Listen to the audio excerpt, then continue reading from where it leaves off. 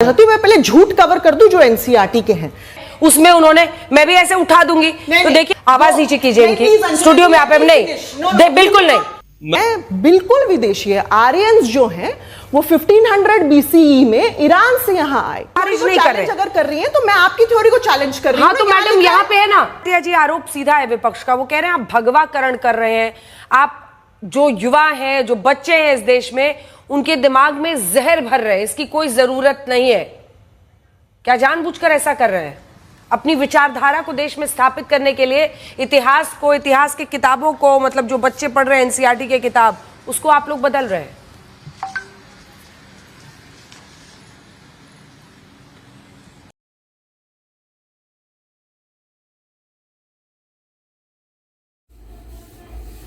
Hi hello दोस्तों, नमस्कार, जय हिंद, जय भारत। कैसे हैं आप लोग? उम्मीद है कि सब लोग ठीक होंगे, जहाँ भी होंगे स्वस्थ होंगे, मस्त होंगे। दोस्तों आपके सामने एक और नई वीडियो लेके हाजिर हो चुका हूँ जिसका टाइटल है अकबर पर इतिहास टीचर ने गोदी एंकर अंजना ओम कश्यप को ऐसा पेला, बेचारी हाथ जोड़ने लगी, रोने लगी।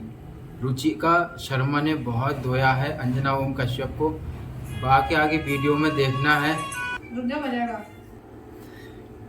बाकी दोस्तों वीडियो में देखते हैं तो बिना किसी देरी के और बिना किसी बदशुदी के वीडियो करते हैं स्टार्ट। लास्ट तक देखना भाई। और वीडियो आपको पसंद आया तो प्लीज़ वीडियो को लाइक करो और अगर चैनल पर आप पहली बार तो प्लीज़ चैनल को सब्सक्राइब करें। चलिए स्टार्ट करते हैं। 7वीं 8वीं कक्षा में पढ़े कि देखिए औरंगजेब कितना महान था, मुगल डायनेस्टी कितनी महान थी। मेरे मन में यह सवाल आता है, आप बताइए, सिख गुरु 5वें अर्जन देव जी, जहांगीर ने उनको मारा। गुरु तेग बहादुर जी सर धड़ से कलम कर दिया औरंगजेब ने। उसके बाद गुरु गोविंद सिंह जी के 2 बालक जिन्होंने कम उम्र में वीरता का परिचय दिया, उनको जिंदा दीवार में चुनवा दिया। क्यों हमारे बच्चे ये बात पढ़े? क्यों नहीं वो पढ़े गुरु तेग बहादुर गुरु? देखिए अंजना जी, सर्वप्रथम तो मैं ये कहूंगा कि ये स्वर्णिम युग चल रहा है। आदरणीय प्रधानमंत्री श्री नरेंद्र मोदी जी देश के प्रधानमंत्री हैं और हमारा मूल मंत्र क्या है? विकास भी और विरासत भी।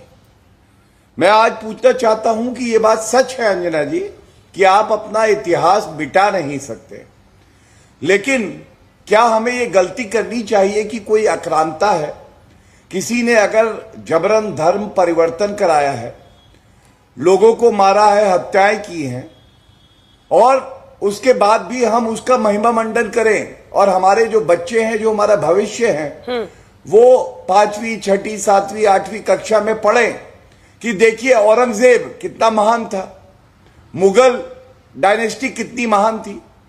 मेरे मन में यह सवाल आता है, आप बताइए, सिख गुरु 5वें अर्जन देव जी, जहांगीर ने उनको मारा। गुरु तेग बहादुर जी सर धड़ से कलम कर दिया औरंगजेब ने। उसके बाद गुरु गोविंद सिंह जी के 2 बालक जिन्होंने कम उम्र में वीरता का परिचय दिया, उनको जिंदा दीवार में चुनवा दिया। क्यों हमारे बच्चे ये बात पढ़े? क्यों नहीं वो पढ़े गुरु तेग बहादुर गुरु गोविंद सिंह जी के बारे में, महाराणा प्रताप जी के बारे में, शिवाजी महाराज जी के बारे में? मैं समझता हूं कि अगर बदलाव हो रहा है तो ये सकारात्मक है और ये बहुत पहले हो जाना चाहिए था। लेकिन जो गुलामी की मानसिकता है कांग्रेस पार्टी की, केवल गांधी परिवार का महिमा मंडन करना, मैं समझता हूं उसी को आगे बढ़ाया कांग्रेस ने और आज ये सुधार कर रही है भारतीय जनता पार्टी की सरकार और एनसीईआरटी। नहीं, गांधी परिवार का महिमा मंडन और मुगलों की बात कैसे बराबर हो गई? 2 प्रश्न है मेरे आपसे। पहला तो यही है कि अब इसमें गांधी परिवार कैसे आ गया और क्या सोच है आपको लगता है जिसकी वजह से मतलब मुगलों का महिमा मंडन हुआ? लेकिन उससे भी पहले एक सवाल है, अकबर पर आइए। देखिए बाबर और औरंगजेब को लेकर तो कई लोगों में ये राय है, जो बहुत समर्थन भी करते हैं, वो भी ये मानते हैं कि हाँ उनका एक बहुत क्रूर चेहरा भी था। लेकिन सबने अकबर द ग्रेट, अकबर पर अनेकों फिल्में बनाई गई हैं, उनके प्यार की कहानियां, उनके उदारता की कहानियां दिखाई गई हैं। अकबर पर जब हम लिखते हैं, और इस किताब में अकबर को लेकर जो लिखा हुआ है वो जरा दिखाइए। शुरुआत में क्रूर, क्रूअल, सीधा लिखा गया है, ये जो एनसीईआरटी की किताब में बदलाव है। अकबर के बारे में लिखा है, नंबर 2 का ग्राफिक्स है, शुरुआत में क्रूर, बाद में सबको साथ जोड़ा। दूसरा है बाबर का, क्रूर और निर्दयी, जो उनके लिए नाम, ये अकबर का है, शुरुआत में क्रूर बताया गया है, बाद में सबको साथ जोड़ा। बाबर क्रूर और निर्दयी, और उसके बाद से औरंगजेब मंदिर गुरुद्वारे तोड़वाए। और अकबर के बारे में सीधा लिखा हुआ है कि 30,000 सिविलियंस, आम लोगों की उसने सीधे बेरहमी से कत्ल का आदेश दिया था।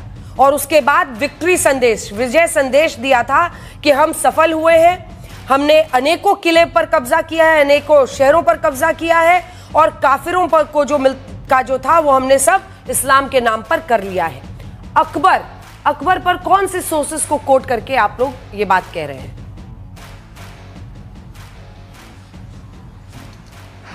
तो देखिए, सबसे पहले तो ये कहूंगा कि अगर कोई 30,000 लोगों को मरवा दे तो उसको क्रूर ही कहा जाएगा। हो सकता है कि कुछ अच्छे काम किए हो, लेकिन जब इतिहास पढ़ाया जाएगा तो उसमें यह वर्णन जरूर आएगा कि भारतीयों के लिए महाराणा प्रताप जी जो है वो हीरो है। अब महाराणा प्रताप जी से युद्ध हुआ, तो जब युद्ध हुआ तो हम किसको अपना हीरो मानेंगे? सही इतिहास पढ़ाएंगे। अंजना जी, ये हक तो हमें है ना, हमारी पीढ़ी को पता होना चाहिए कि हमारा हीरो कौन है। अब ये कांग्रेस के समय से चला आ रहा है, वामपंथी सोच थी, उन्होंने ऐसे ऐसे हीरो दिए जिनको भारत के नागरिक हीरो मानने के लिए तैयार नहीं है। इसके साथ ही ये भी पता चला है, जो आया है इतिहासकार यहां बैठे हैं वो भी बताएंगे कि अकबर ने भी धर्मांतरण कराया है, उसने भी मंदिर तोड़े थे। तो मैं समझता हूं कि जब धर्म के आधार पे आप कहेंगे कि अगर कोई इस्लाम को नहीं मानता वो काफिर है, तो उसको क्रूर ही कहा जाएगा। मैं लौट रही हूं सर। वारिस जी, आप तो औरंगजेब फैन क्लब वाले हैं, तो आपसे तो क्या ही बताया जाए। अब एनसीईआरटी में पढ़ाया जा रहा है और दावा है कि यही सच है, और ये इतिहास में दर्ज चीजें हैं जो अब तक छिपाई गई। क्योंकि जजिया, ये भी इसमें बताया गया है कि अकबर ने जजिया हटाया, लेकिन लंबे वक्त तक जब उसका पूरा साम्राज्य स्टेबलाइज होने लगा, उसने पॉलिटिकल इस्तेमाल किया, शादियां करके, जो राजा थे उनकी बेटियों से शादी कर करके उसने अपने साम्राज्य को यहां पर स्थापित किया। उसके बाद की लाइनें ये बताती हैं कि उसके बाद, शादी के बाद जब उसको लगा कि सब कुछ स्टेबल हो गया है, तब उसने जजिया भी अबॉलिश कर दिया था और सुलह कुल, पीस विथ ऑल का, टॉलरेंस फॉर ऑल वाला एक पॉलिसी लेकर वो आए थे। लेकिन जो पहले का क्रूर चेहरा था उसको कालीन के कतरन बनाकर नीचे छिपा दिया गया था। बच्चा सामने आ रहा है, फैन क्लब तो बड़ा नाराज होगा आपका। देखिए अंजना जी, जो बच्चे होते हैं बड़े मासूम होते हैं, ये बीजेपी वालों की तरह हिपोक्रेट नहीं होते, या इनको पोलराइजेशन करना ये वो सब नहीं आता। मगर यहाँ पे दिखाया जा रहा है कि इतिहास पढ़ाने के नाम पर नफरत फैलाई जा रही है। बच्चों के दिमाग के अंदर ये डाला जा रहा है, उनको मुसलमान मुगल लोगों के साथ जोड़कर कि देखो कितने क्रूअल थे।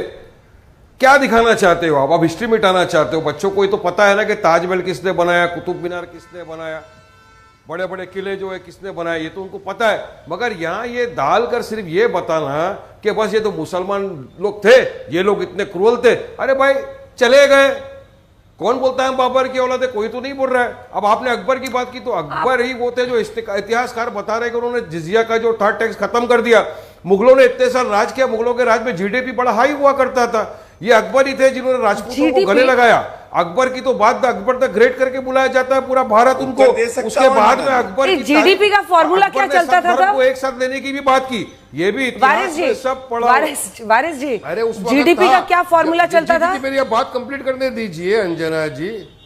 जीडीपी का फॉर्मूला क्या था? टैक्सेशन होता था अकबर के पीरियड के अंदर, बहुत अच्छा था। मुगल लोग ने आज, अरे नहीं अभी का फॉर्मूला तो दिखाओ। मैं तो यही बोलना चाह रहा हूं, टैक्स लगता था उसको आप कह रहे हैं फायदा, चाहिए कि प्रेजेंट फॉर्मूला बच्चों को सिखाए ना।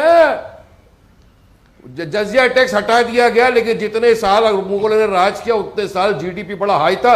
मैं नहीं बोलता, मैं इतिहासकार नहीं हूं, इतिहासकार लोग को पढ़ रहा हूं मैं, इतिहासकार बता रहे हैं। और सारे इतिहासकार आज ये लिख रहे हैं कि किस तरह से नया जो सिलेबस आया है एनसीईआरटी जो है, इसको किस तरह पढ़ो बोलो के बाद में एक डिस्क्लेमर भी आ रहा है डिस्क्लेमर, अरे गौरव भाटिया, बच्चों को इतिहास छोड़ो, प्रेजेंट बताओ, फ्यूचर में ले जाओ। अगर प्रेजेंट ये बच्चों ने पढ़ लिया तो बीजेपी को थूकेगी मुंह पे जाकर कि किस तरह से मुसलमानों ने, जिन्होंने आजादी की जंग लड़ाई में अपनी जानें गंवा दी, उनका किस तरह से आप ये कर रहे हो। यहाँ पे आज आप जेएसआर के नाम पे किस तरह मुसलमानों का कत्लेआम कर रहे हो। डिबेट को पूरा देखकर जाइए। अब इतिहासकार रुचिका शर्मा अंजना उम कश्यप की धज्जियां उड़ाने वाली है, सही इतिहास बताएंगी अकबर का और सारे गोदी भक्तों का और संगियों का जो है यहाँ मजाक बनने वाला है, धज्जियां उड़ने वाली। तो डिबेट को पूरा देखिए।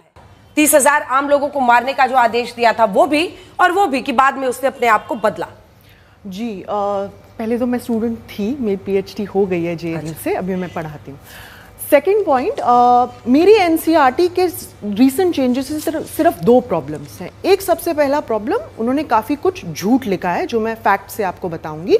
दूसरा, उन्होंने काफ़ी कुछ इतिहास इनकम्प्लीट बताया। सिंस जिजिया इतना डिस्कस हो रहा था, सबसे पहले मैं ये क्लियर कर दूं कि ये आइडिया कि अकबर ने अपना एस्टैब्लिश करने के बाद बनाया था, जिजिया को ख़त्म किया था, ये बिल्कुल गलत है। अकबर का रेंज शुरू होता है 1560 में। 1562 में जिजिया अबॉलिश हो गया था और तब तक ये कहीं भी नहीं है कि उन्होंने अपना राज कंसोलिडेट किया था। इनफैक्ट वो बड़े यंग रूलर। रुचिका शर्मा जी आ गई हैं। डिबेट को पूरी देखना है, लास्ट तक देखना है भाई, किस तरीके से धज्जियां उड़ाने वाली हैं अंजना ओम कश्यप जी की। तो लास्ट तक बने रहना भाई, पूरी डिबेट देखना है, अब आएगा असली मज़ा, ठीक है। थे और उन्होंने बड़ी यंग टाइम में ही अपना ये डिसीजन ले लिया था।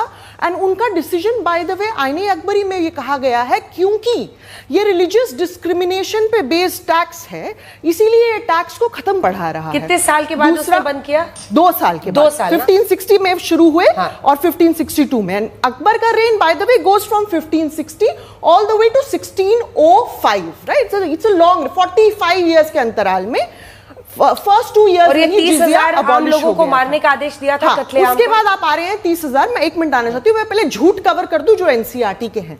दूसरा झूठ ये बोलते हैं कि जिजिया इसलिए लाया गया क्योंकि it was an incentive to convert, ताकि लोग कन्वर्ट हो जाएं, मुसलमान बन जाएं, ताकि उनको जिजिया नहीं देना पड़े। ये कौन सी सोर्स में लिखा है? मैं एनसीईआरटी को आरटीआई डालना चाहूंगी। मैं पूछना चाहूंगी आपने कौन सी सोर्स में अकबर की, अकबर के बाद की, उनसे पहले की, कभी की भी जब से जिजिया इस्लामिक वर्ल्ड में लागू हुआ है, कहां लिखा है कि it's an incentive to convert? तो ये कहां से आपका आइडिया आ रहा है? आप अपनी बात बीच में ला रहे हैं, राइट। दूसरा ये जो बात है, अब आप आते हैं ब्रूटैलिटी पे, क्रूअल्टी पे। कौन सा राजा है जो किसी की टेरिटरी में जाता है और कहता है सर प्लीज मुझे अपनी टेरिटरी दे दीजिए? क्या हिंदू राजाओं ने किसी राजा की टेरिटरी में जाके उसकी टेरिटरी लेने के लिए लूटपाट नहीं मचाई? शिवाजी मुझे याद आते हैं। शिवाजी कर्नाटका में जब जो चिक्का राजा वुडेयार थे, अगेन हिंदू राजा, उनके खिलाफ जब कर्नाटक में उन्होंने अटैक किया श्रीरंगपट्टनम में, तो वो बाकायदा उनके बाखर में लिखा है कि आसपास की सारी जगहों को उन्होंने लूट लिया। फिर आप चोलास को ले लीजिए, राजाधिराजा चोला 11th सेंचुरी के रूलर, बहुत ही महान शासक हैं। उनके बनाए टेंपल पे। एक सेकंड आपको टोक रही हूं, क्योंकि आपने छत्रपति शिवाजी महाराज की बात की। उनकी आस्था बहुत लोग रखते हैं, उनको भगवान की तरह पूजते हैं महाराष्ट्र में। और मैं आपसे सिर्फ इतना कहूंगी कि कुछ भी ऐसा ना बोले जिससे किसी की भी भावनाओं को ठेस पहुंचे या उनका अपमान हो। छत्रपति शिवाजी महाराज और उनकी जो लेगेसी है उसको पूरा देश नतमस्तक होकर सलाम करता है। इसलिए मैं आपसे बस एक रिक्वेस्ट कर रही हूं, कुछ भी ऐसा ना बोले ताकि लोगों की भावनाओं को ठेस पहुंचे। अपनी बात कंप्लीट नहीं, मैं बिल्कुल फैक्ट्स पे बात बोल रही हूं। फैक्ट से अगर किसी को ठेस पहुंचती है तो it's a very unfortunate thing. मैं एक काउंटर क्वेश्चन आपसे कर रही हूं कि आखिर आपकी क्या वजह है जिसकी वजह, एक सेकेंड, क्या वजह है जिसकी वजह से आप जो विदेशी यहां पर आक्रांता आए या अग्रेसर आया, वीजा वी जो यहां के राजा थे, उनमें आप कोई भी डिफरेंशिएशन करने को तैयार नहीं। मैं फिर से आपसे पूछ रही हूं, मेरा प्रश्न सिर्फ इतना है कि देखिए यहां पर भी राजा थे और सब अपना साम्राज्य फैलाने के लिए युद्ध लड़ते थे, लेकिन जब विदेशी यहां पर आकर आक्रमण करके यहां पर लोगों को स्लेव बना रहे थे या जजिया उनसे ले रहे थे, आप दोनों को एक तराजू पर कैसे रख सकते हैं? जी, सबसे पहली बात तो अगर विदेशी मारे तो वो ज्यादा गलत और देशी मारे तो कम गलत, ये मैं नहीं मानती हूं। दूसरी बात, विदेशी का क्या कॉन्सेप्ट है? आप और मैं बिल्कुल विदेशी है। आर्यंस जो हैं वो 1500 BCE में ईरान से यहां आए, तो पूरा का पूरा India he at this particular moment अपना आप डीएनए चेक करा लीजिए। 2019 में 2 स्टडीज हुई थी, सेल में और साइंस जर्नल में, जाके पढ़िए। वहां कहते हैं कि अप टू 30% जो डीएनए है वो आर्यन डीएनए ठीक है, ओम जी को दिखा दीजिए इनके साथ। कहां से 30,000 पे आइए, वापस आइए। BCE से आ रहे हैं। ठीक है, तो आप ये स्वीकार कर रही हैं कि अकबर ने 30,000 लोगों को मारने का आदेश दिया था? मैं ये स्वीकार और कर रही काफिर हूं, की बात की थी। मैं ये स्वीकार कर रही हूं कि किसी भी कोई ऐसा राजा नहीं है जिसने इस इंडियन हिस्ट्री में कत्लेआम ना आप हिस्टोरियनों के फैक्ट से क्यों भाग रही हैं? 45 मैं आपसे पूछ रही हूं, 30,000 का आदेश दिया था, नहीं दिया था? अकबर या ये झूठ है?